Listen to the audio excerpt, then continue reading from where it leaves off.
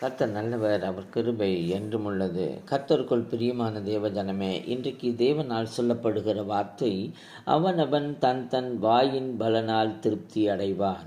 அவனவன் கையின் கிரியையின் பலனுக்கு தக்கதாக அவனுக்கு கிடைக்கும். ஆம் பிரியமானவர்களே, இன்றைக்கு நாம் சிந்திக்க வேண்டிய விஷயம் என்னவென்றால், நம்முடைய வாயின் பலன், நம் வாயினால் எப்படி வாயை பயன்படுத்துகிறோமோ அப்படித்தான் நாம் திருப்தி அடைய முடியும். அதே போலதான் நம்முடைய கையின் கிரியைகள், ஆமென், சோத்திரம், தேவனுக்கு பிரியமானதா அல்லாததா என்பதை குறித்து நாம் ஆலோசிக்க வேண்டாம். ஆமென். நாம் எப்படி கையின் கிரியைகள், நம்முடைய கிரியைகள் இருக்கிறதோ அப்படியே நமக்கு பலன் கிடைக்கும் என்று வேதம் சொல்லுகிறது.